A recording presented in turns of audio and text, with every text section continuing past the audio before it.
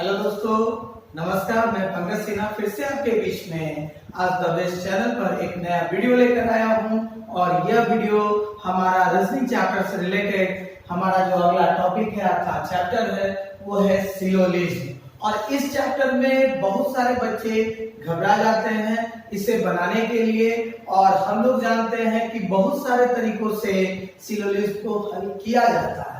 लेकिन मैं आप सबको एक चीज बता दे रहा हूं कि केवल और केवल 3 वीडियो में मैं आपको पूरा सिलोजिज्म कंफर्म रूप से कंप्लीट करूंगा और साथ ही इसके सारे पॉइंट्स को डील करूंगा। और इसकी गारंटी है कि इस पर जो हमारे एग्जामिनेशन में क्वेश्चन आते हैं, जहां तक बैंकिंग, सीपीओ या अगर देखा जाए एलआईसी या डबल के एग्जामिनेशन में जो 5 क्वेश्चन दे रखे होते हैं, तो ये 5 क्वेश्चन आपका ज्यादा से ज्यादा 1.5 से 2 मिनट लगेगा बनाने में। या विभिन्न एग्जामिनेशन में जो कि एसएससी हो गया, एनटीपीसी या रेलवे के एग्जामिनेशन में जो भी क्वेश्चन आपके पास आते हैं, तो आप विद इन सेकंड में इसको हल कर सकते हैं। तो सिंपल सा बात है कि सबसे पहले हम लोग यह देखेंगे कि सिलोजिज्म क्या है और सिलोजिज्म का फॉर्मेशन क्या है और इसे कैसे बनाना है। क्योंकि मैं आपको स्पष्ट रूप से बता दूं कि ऐसे हमारे पास बहुत सारे वीडियोस हैं जिनमें सिलोजिज्म बनाने का बहुत सारा तरीका दे रखा है, लेकिन कुछ तरीके ऐसे होते हैं जो हर जगह वो फॉलो नहीं करते हैं। लेकिन मैं आज जो आपको बताने जा रहा हूं ये हर जगह फॉलो करेगा। ऐसा नहीं है कि किसी जगह करेगा और किसी जगह नहीं करेगा। तो वैसे सारे फॉर्मेट पे बात करने के लिए हम लोग चर्चा करेंगे। आज टॉपिक जो हमारा है सिलोजिज्म, और वीडियो शुरू करने से पहले आप सबसे मेरा पुनः निवेदन है कि जिन्होंने हमारे चैनल को अभी तक सब्सक्राइब नहीं किया है, सो आई रिक्वेस्ट टू यू हमारे चैनल को जरूर सब्सक्राइब करें, बेल आइकन जरूर दबाएं, जिससे हमारे लेटेस्ट वीडियो का नोटिफिकेशन आप तक सबसे पहले पहुंचे। और साथ ही लाइक बटन दबाना ना भूलें और वीडियो के अंत में अपना अपना महत्वपूर्ण कमेंट जरूर दें। और कुछ बच्चों ने अपना अपना महत्वपूर्ण कमेंट दिया है, तो उन कमेंट के आधार पर हम अपने में भी सुधार कर रहे हैं। और साथ ही इस समय अब हम लोग नए चैप्टर की ओर बढ़ रहे हैं जिसका नाम है हमारा सिलोजिज्म। तो सबसे पहले एक चीज देखेंगे, सिलोजिज्म इसका हिंदी में जो अर्थ होता है वो होता है हमारे पास हिंदी का अर्थ इसका न्याय संगत। इसको हिंदी में हम लोग कहते हैं न्याय संगत। इसको न्याय संगत भी कहा जा सकता है या तर्क संगत भी हम इसको कह सकते हैं। अर्थात सिंपल सा बात है कि केवल लॉजिकल वे पे हम क्वेश्चन को बनाएंगे। और एक चीज ध्यान दें कि जो हमारा फॉर्मेट रहेगा वो हमारा फॉर्मेट वेन डायग्राम का रहेगा और बहुत ही आसान तरीकों से हम इसे हल करेंगे। और पूरा वीडियो आप जरूर देखें, जिससे आपको सारे फॉर्मेट को कैसे बनाना है इसके बारे में पता चलेगा। अब यहाँ ध्यान दें कि न्याय संगत या तर्क संगत इसका जो हमारा वास्तविक अर्थ होता है, और ये जो होता है हमारे पास ध्यान दें लॉजिकल बेस्ड है, अर्थात ये कथन पे डिपेंड करता है, अर्थात ये स्टेटमेंट बेस्ड होता है। हमारे पास सिलोजिज्म में जो दिए हुए रहते हैं प्रश्न में, तो वहां हमारे पास स्टेटमेंट्स दिया रहता है और इन स्टेटमेंट्स के आधार पर हमें निष्कर्ष निकालना है। इन स्टेटमेंट के आधार पर हमें निष्कर्ष यानी कंक्लूजन निकालना है, अर्थात हमें कंक्लूजन निकालना है। तो अब एक चीज ध्यान दें कि सबसे इंपॉर्टेंट चीज क्या है कि ये चैप्टर हमारा इसका हिंदी का, साथ ही इसमें हमारे पास कैसे प्रश्न आते हैं तो वो स्टेटमेंट बेस्ड होते हैं, अर्थात कथन से रिलेटेड होते हैं। और साथ ही उस कथन के बाद हमें क्या ज्ञात करना होता है, तो कौन सा निष्कर्ष सही है और कौन सा निष्कर्ष गलत है, हमें ये फाइंड आउट करना रहता है। तो सबसे इंपॉर्टेंट बात कि अगर आपने एग्जामिनेशन में देखा होगा कि जो इसके प्रश्न आते हैं तो वो 2 प्रकार के निष्कर्ष दिए हुए रहते हैं। 2 प्रकार के निष्कर्ष कहने का तात्पर्य, इसका जो पहला फॉर्मेट होता है वो हमारा होता है सर्टेन बेस्ड यानी निश्चित। पहला जो फॉर्मेट होता है वो हमारा क्या होता है, निश्चित यानी सर्टेन। और दूसरा जो फॉर्मेट होता है वो हमारा प्रोबेबल होता है, अर्थात प्रायिकता के आधार पर, मे बी के आधार पर। जो दूसरा फॉर्मेट होता है प्रोबेबिलिटी के आधार पर दिया हुआ रहता है, अर्थात हम इसको कह सकते हैं मे बी के कंडीशन में, अर्थात प्रायिकता के कंडीशन में। तो ये सारे जो हमारे पास स्टेटमेंट और कंडीशन दिए हुए रहते हैं, निष्कर्ष दिए हुए रहते हैं, तो इस आधार पर हम लोग आगे बढ़ेंगे कि कैसे हम लोग को बनाना है। तो सबसे पहला एक चीज ध्यान दीजिएगा कि अभी मैं आपको एकदम बेस फॉर्मेट से ले जा रहा हूं, और जो हमारा पहला फॉर्मेट है वो हमारा निश्चित कथन के आधार पर वो फॉर्मेट है। तो सबसे पहले हम लोग देखें कि निश्चित कथन में क्या। तो इंपॉर्टेंट पॉइंट ये है कि निश्चित कथन में हमारे पास स्टेटमेंट में इज, आर लगा रहेगा, अर्थात है। कहने का तात्पर्य क्या है कि हमारे स्टेटमेंट में जैसे राम आम खाता है, तो ये क्या हो गया, हमारा एक निश्चित कथन हो गया। और दूसरा हमारा प्रोबेबिलिटी के अनुसार, अर्थात राम आम खा सकता है, अर्थात ये क्या है, मे बी के कंडीशन में प्रोबेबिलिटी के अनुसार हम ऐसे क्वेश्चन को देखेंगे और देखेंगे कि कैसे बनाया जाए। तो सबसे पहले मैं हर वीडियो में आपको बताता हूं कि मैं केवल प्रश्न या उत्तर नहीं करवाऊंगा, मैं पढ़ाऊंगा और उसके साथ ही साथ मैं प्रश्न और उत्तर भी करवाऊंगा। तो आइए हम लोग बात करते हैं इस फॉर्मेट पे। जो आगे हम लोग बढ़ेंगे, जो हमारा पहला जो हमारा फॉर्मेट है वो है सेकंड स्टेटमेंट के आधार पर, यानी निश्चित कथन के आधार पर क्वेश्चन को कैसे बनाया जाए। तो आइए हम लोग बात करते हैं निश्चित यानी सेकंड बेस पर क्वेश्चन को कैसे बनाया जाएगा। तो सिंपल सा लॉजिक है, हमारे पास जो स्टेटमेंट होता है, there are 4 types of statement. हमारे पास कुल 4 प्रकार के कथन दिए हुए रहते हैं और 4 प्रकार के कथन होते भी हैं। तो हमें इन चारों कथन को देखना और चारों कथन के बारे में हमें यह ज्ञात करना है कि इस पर कैसे हमारा प्रश्न आता है। तो सबसे पहले पहला जो नंबर स्टेटमेंट है, हमारे पास पहला नंबर जो स्टेटमेंट है वो है ऑल कैट्स आर डॉग, यानी इसका हिंदी में जो हमारा तात्पर्य होगा, सभी बिल्लियां कुत्ते हैं। उसके बाद हमारा जो दूसरा नंबर स्टेटमेंट होगा, मैंने कॉमन पार्ट लिया है कैट और डॉग को, जहां से आपको समझने में ज्यादा आसानी होगी।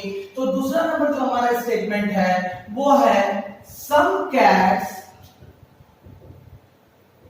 आर डॉग, कुछ बिल्ली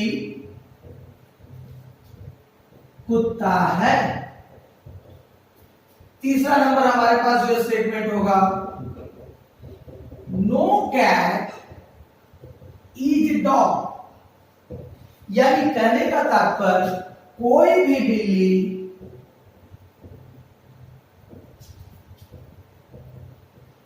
कुत्ता नहीं है। और जो हमारे पास चौथा नंबर है स्टेटमेंट वो है सम कैट्स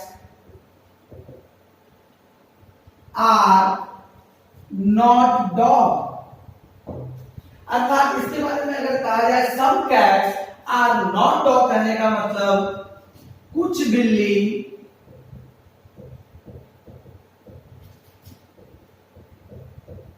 कुत्ता नहीं है। तो मैंने सिंपल वे में आपके पास ये 4 स्टेटमेंट लिया और इन 4 स्टेटमेंट को ही समझते हुए हमें आगे बढ़ना है। तो ये जो 4 स्टेटमेंट हमारे पास दे रखे हैं, इन्हीं 4 स्टेटमेंट से हमारा पूरा सिलोजिज्म जो है वो बनता है। हाँ, यहाँ पर सब अलग अलग हो सकते हैं, बट आपका जो पैटर्न मैं बता रहा हूँ सेम टू सेम होंगे। तो एकदम समझते हुए हमें धीरे धीरे आगे बढ़ना है। तो यहाँ पर आप एक चीज वाच करें कि इन 4 कथन में शुरू का जो हमारे पास 2 कथन है, all cats are dog and some cats are dog, ये दोनों कथन जो है हमारा वो है हमारा पॉजिटिव स्टेटमेंट। ये दोनों कथन जो है हमारा क्या है, पॉजिटिव स्टेटमेंट। पॉजिटिव स्टेटमेंट कहने का मतलब ये दोनों कथन हमारा सकारात्मक कथन है। और साथ ही जब हम तीसरा और चौथा वाले पे देखते हैं, तो no cat is dog and some cats are not dog, तो यह जो है हमारा निगेटिव स्टेटमेंट है। ये हमारा third and fourth is negative statement, यानी हम कह सकते हैं कि ये दोनों जो कथन है हमारा नकारात्मक कथन है। तो सकारात्मक कथन और नकारात्मक कथन को कैसे हम लोग को तोड़ना है और कैसे एक स्टेटमेंट से और स्टेटमेंट में जाना है और उसका फॉर्मेशन कैसे होगा, तो उसके बारे में हम लोग बात करते हैं। तो एक पॉइंट और मैं आपको और बता रहा हूं इस चारों स्टेटमेंट के बारे में। आप जल्दी से नोट कॉपी अपना नोटबुक उतारें और इसको सारे स्टेटमेंट को लिखें और फिर उसके बाद पॉज कर करके इसको ध्यान से पढ़ें। तो हम लोग आगे बढ़ रहे हैं हमारा जो इसके आगे जो फॉर्मेशन है उसकी ओर। तो हमारा जो सिलोनिज्म का टर्म है, सिलोनिज्म के टर्म में हमारे पास एक स्टेटमेंट को सबसे पहले अगर एक सिंगल स्टेटमेंट को तोड़ना है तो उसका कन्वर्जन करना है। कन्वर्जन करने का तात्पर्य होता है बदलाव, यानी एक स्टेटमेंट को दूसरे शब्दों में हम कैसे तोड़ सकते हैं उसके बारे में हमें जानना है। और साथ ही जहां तक कंक्लूजन की बात है तो जब दो या दो से अधिक स्टेटमेंट होते हैं तो वहां हम कंक्लूजन निकालते हैं अर्थात निष्कर्ष। कंक्लूजन को हम लोग कहते हैं निष्कर्ष और वहां पर हम क्या निकालते हैं निष्कर्ष। और तीसरा जो हमारा कंडीशन है कंक्लूजन का ही पार्ट है, जो हमारा निष्कर्ष का पार्ट है वो है कॉम्प्लीमेंट्री पेयर। कॉम्प्लीमेंट्री पेयर मतलब वैसा जोड़ा ढूंढना है जो हमारे लिए उपयोगी है। तो ये भी हम लोग आगे कंडीशन में देखेंगे कि हमारा पेयर कैसे बनेगा और कैसे हमारे पास क्वेश्चन आएंगे और उसे कैसे हल करना है। तो सबसे पहले हम लोग बात करेंगे कन्वर्जन। कन्वर्जन करने का मतलब है एक फॉर्मेशन से दूसरे फॉर्मेशन में बदलाव करना, जहां शब्दों का अर्थ चेंज नहीं होगा लेकिन हमारे पास जो शब्द होंगे वो दूसरे लिखे होंगे। तो हम लोग देखते हैं कि इसे कैसे बनाया जाता है और कैसे हल किया जाता है। तो सबसे पहले पहला नंबर जो हमारा स्टेटमेंट है उस स्टेटमेंट को अब हम लोग वेन डायग्राम के आधार पर तोड़ेंगे और देखेंगे कि उसे कैसे बनाया जाएगा। तो आइए हम लोग देखते हैं कन्वर्जन के पार्ट में जो हमारा पहला स्टेटमेंट है ऑल कैट्स आर डॉग, यानी सभी बिल्लियां कुत्ते हैं। तो एक छोटा सा मैं चीज बता रहा हूं कि ध्यान दीजिएगा, जब सब्जेक्ट के साथ ऑल लगा रहेगा तो सदैव अगर वेन डायग्राम के अनुसार देखा जाए तो कैट का भी एक अलग वेन डायग्राम और डॉग का भी हमारे पास एक अलग वेन डायग्राम होगा।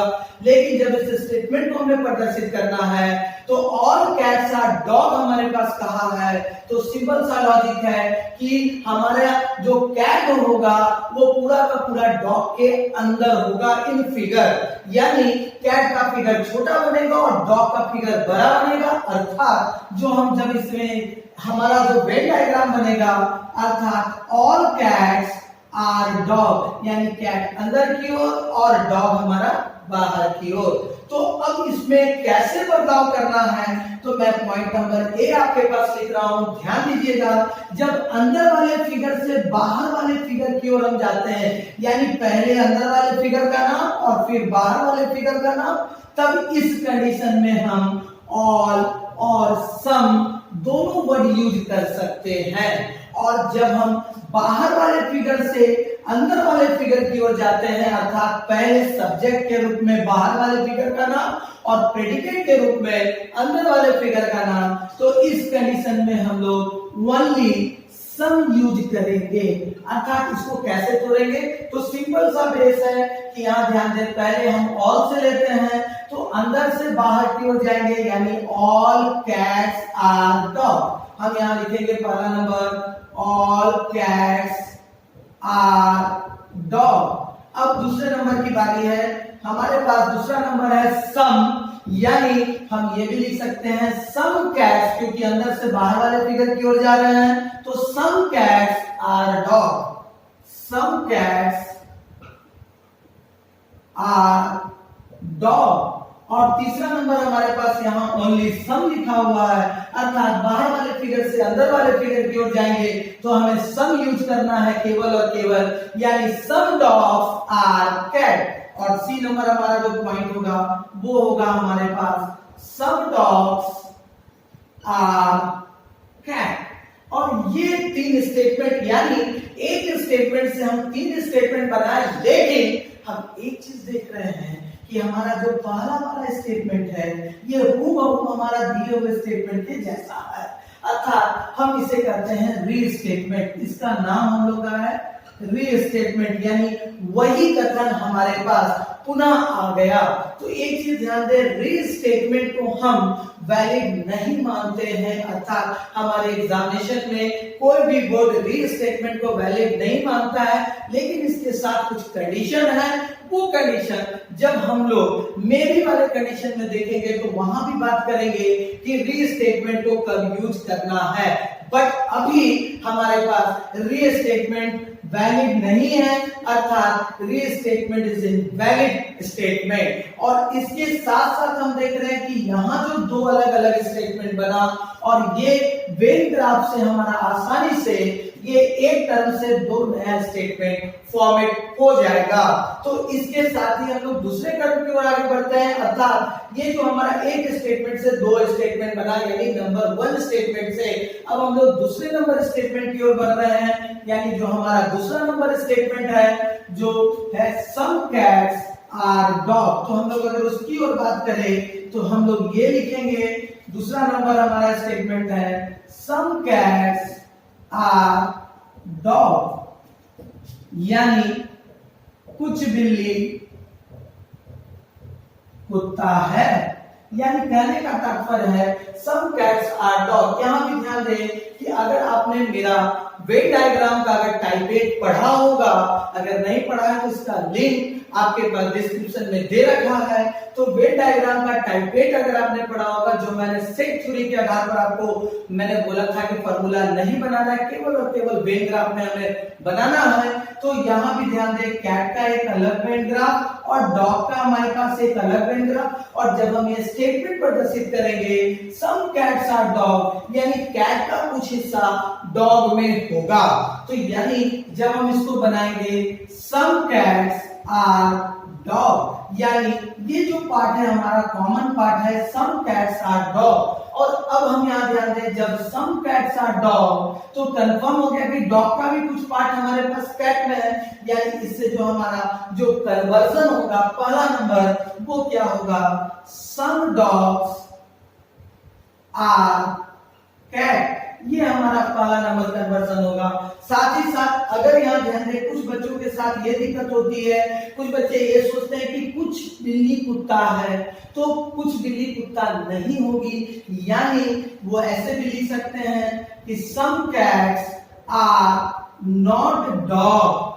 और साथ ही साथ ऐसा भी कंडीशन कि कुछ कुत्ता बिल्ली है और कुछ कुत्ता बिल्ली नहीं है, अर्थात वो ऐसे भी लिख सकते हैं कि some dogs are not cat. तो एक चीज ध्यान दीजिएगा, सिंपल सा लॉजिक है। हमारे पास जो स्टेटमेंट नंबर 2 है, इस स्टेटमेंट नंबर 2 का कन्वर्जन सिंगल कन्वर्जन होगा, अर्थात सम डॉग्स आर कैट, और ये दोनों फॉलो नहीं करेगा। नहीं करने का तात्पर्य क्या है, बस सिंपल सा बेसिस मैंने शुरू में ही बताया कि ये हमारा क्या है, सकारात्मक कथन, अर्थात पॉजिटिव स्टेटमेंट। और पॉजिटिव स्टेटमेंट का कन्वर्जन या कंक्लूजन भी निगेटिव नहीं होगा, क्योंकि ये दोनों स्टेटमेंट हमारे पास नेगेटिव स्टेटमेंट है और पॉजिटिव स्टेटमेंट का नेगेटिव हमारे पास कंक्लूजन या कन्वर्जन नहीं बनता है, और साथ ही नेगेटिव स्टेटमेंट का पॉजिटिव में चेंज नहीं होगा। यानी सकारात्मक कथन सदैव सकारात्मक में और नकारात्मक कथन सदैव नकारात्मक में टूटेगा।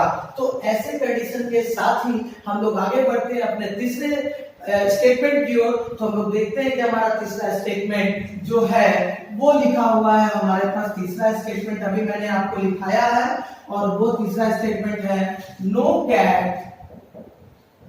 ईच डॉग, यानी कहने का तात्पर्य कोई भी बिल्ली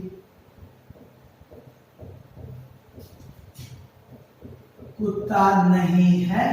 यानी सिंपल सा वे है हमारे पास कि नो कैट इज डॉग, यानी कोई भी बिल्ली हमारे पास क्या है, वो कुत्ता नहीं है, अर्थात कैट का हमारे पास एक अलग वेन ग्राफ और डॉग का हमारे पास एक अलग वेन ग्राफ। तो सिंपल सा बात है कि दोनों में आपस में कोई संबंध नहीं है, तो कैट और डॉग हम दोनों अलग अलग रखेंगे।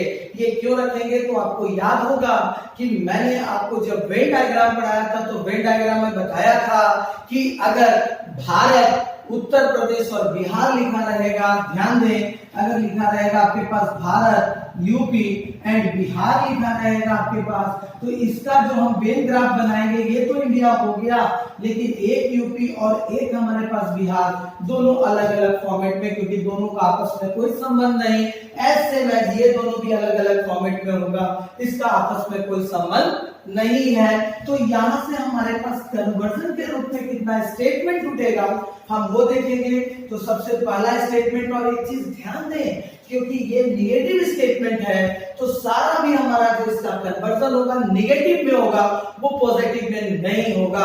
अर्थात जब हम इसे तोड़ेंगे, when no cat is dog then come one we can say that no dog is cat, simple सा लॉजिक। अर्थात no dog is cat। उसके बाद जब हम यहाँ पर बात कर रहे हैं कि जब कोई भी बिल्ली कुत्ता नहीं है, यानी नो कैट इज डॉग या नो डॉग इज कैट, जब कोई भी कुत्ता बिल्ली नहीं है तो थोड़ा सा भी पार्ट दोनों में संबंध नहीं है, अर्थात ये भी हमारा क्या जाएगा, निगेटिव में जाएगा। अर्थात दूसरा नंबर जो हमारा स्टेटमेंट टूटेगा, some dogs are not cat. ऐसे मैच हमारे पास तीसरा number, some cats are not dog. तो सिंपल सा लॉजिक है कि हमारे पास यहाँ तीनों के तीनों स्टेटमेंट को, ये केवल मैं आपको समझाने के लिए पढ़ा रहा हूँ, इतना हमें दिमाग लगाना नहीं है। क्वेश्चन बनाने के लिए उसका बेसिक फॉर्मेट का नॉलेज होना बहुत जरूरी है। तो ये बेसिक नॉलेज के साथ ही हम लोग चौथे स्टेटमेंट की ओर बढ़ते हैं, जहां हमारा क्वेश्चन है। तो चौथे स्टेटमेंट की ओर हम लोग आते हैं और हमारा फोर्थ नंबर स्टेटमेंट, वो भी एक निगेटिव स्टेटमेंट है, तो उसे भी हमें देखना है कि फोर्थ नंबर स्टेटमेंट हमारा जो निगेटिव स्टेटमेंट है वो कैसा होगा।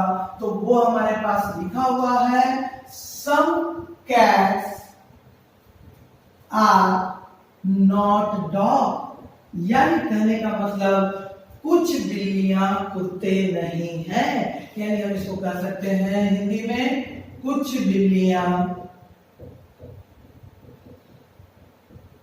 कुत्ते नहीं हैं।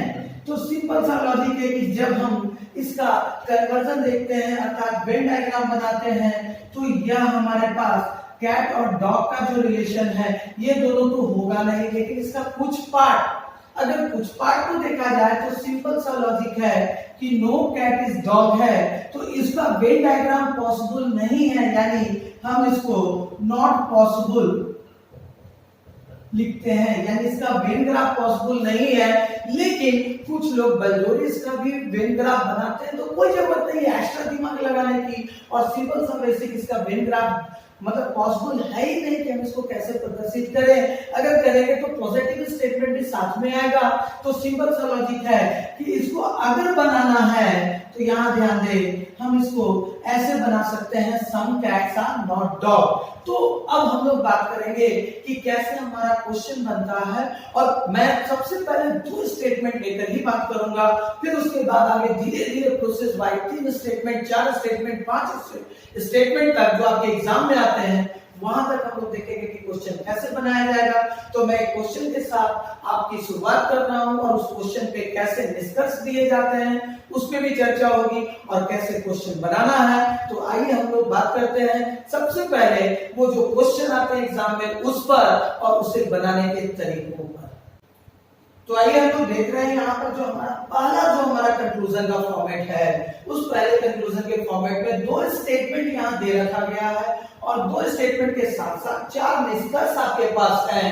तो सिंपल सा लॉजिक है कि इसे कैसे हल करना, और ध्यान दें 4 निष्कर्ष में हमें ये ढूंढना है कि इनमें से कौन कौन सा सही है और कौन कौन सा गलत है।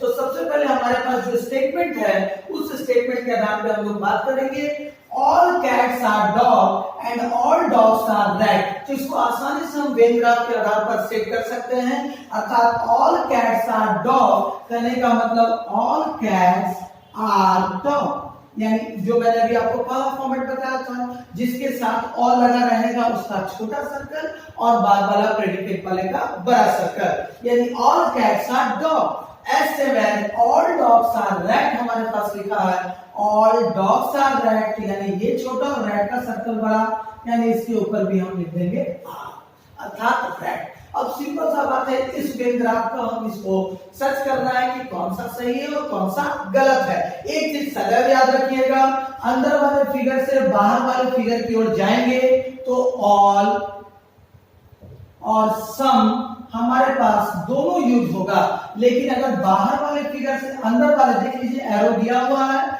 बाहर वाले फिगर से अंदर वाले फिगर की ओर आएंगे तो यहां हम ओनली सम यूज करेंगे।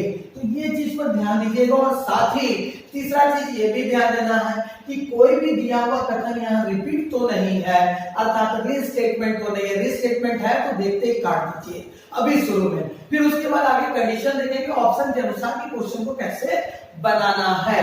तो सबसे पहले हम लोग चेक करने जा रहे हैं कि इन चारों कथन में से कौन सा कथन सही है और कौन सा कथन हमारा गलत है। पहला हमारा ऑल कैट्स आर रेड, पहला हमारा है ऑल कैट्स आर रेड, तो अंदर वाले में कैट है और रेड हमारा बाहर वाले में है, तो अंदर से बाहर में हम जाएंगे तो ऑल यूज करेंगे, क्योंकि यहाँ सिंपल लिखा ऑल और सम दोनों यूज करेंगे। ऑल कैट्स आर रेड, और ये हमारा रे स्टेटमेंट भी नहीं है, ये स्टेटमेंट कैट का डॉग के साथ है और दूसरे वाले में डॉग का रैट के साथ है, और हमारे पास यहाँ निष्कर्ष अर्थात कंक्लूजन में ऑल कैट्स आर रेड लिखा है, अर्थात पहला नंबर हमारा क्या हो जाएगा, सही हो जाएगा। दूसरे नंबर की बात करते हैं, ऑल रैट्स आर कैट। अब यहाँ ध्यान दीजिएगा, यहाँ भी कैट और डॉग एक अलग स्टेटमेंट, डॉग और रैट एक अलग स्टेटमेंट, ये भी रिपीट स्टेटमेंट नहीं है, अर्थात ऑल रैट्स आर कैट। अब ध्यान दीजिए रैट के साथ ऑल लगा है, यानी अब यहाँ बात कीजिए रैट बाहर वाले फिगर में है और कैट अंदर वाले फिगर में है, यानी बाहर से अंदर की ओर हम आएंगे तो ओनली सम लगेगा, वहां ऑल नहीं लगेगा, अर्थात ये स्टेटमेंट हमारा क्या हो जाएगा, गलत हो जाएगा। साथ ही जब हम तीसरे नंबर वाले को देख रहे हैं, सम रैट्स आर कैट, अब ध्यान दें बाहर से अंदर वाले फिगर की ओर, बाहर में रैट अंदर में कैट, तो बाहर से अंदर वाले फिगर की ओर हम आ रहे हैं तो हम सम यूज कर सकते हैं, यानी सम रैट्स आर कैट, ये हमारा क्या हो गया, सही हो गया। और साथ ही चौथा नंबर स्टेटमेंट अगर हम देखें, सम रैट्स आर डॉग, अब ध्यान दें सम रैट्स आर डॉग, फिर से बाहर से अंदर की ओर आ रहे हैं और यहाँ सम लगा हुआ है, अर्थात ये भी देखिए सम रैट्स आर डॉग, बाहर से अंदर वाले फिगर की ओर आ रहे हैं, तो ये भी हमारा क्या हो गया, सही हो गया। यानी हम कह सकते हैं कि इन दोनों कथन पे, इन चार में से 3 कथन हमारा सही है और 1 कथन हमारा गलत है। तो इसी के साथ हम एक और क्वेश्चन लेते हैं जिसको देखते हैं और आप कोशिश कीजिए कि इसे कैसे हल करेंगे तुरंत में। तो सबसे पहले मैं आपका स्टेटमेंट लिख रहा हूं आपके पास, थोड़ा सा ध्यान से इसका आंसर आप लोग दीजिएगा। तो सबसे पहले सेम फॉर्मेट में मैं आपको 4 स्टेटमेंट अलग लिख के दे रहा हूं। अब यहां पर बात किया जाए, all X are Y and all Y are Z, ये 2 अलग अलग कथन दिए हुए हैं और निष्कर्ष में all Z are X, answer आपको नजर आ भी रहा होगा, some Y are Z, some X are Z, some Z are x.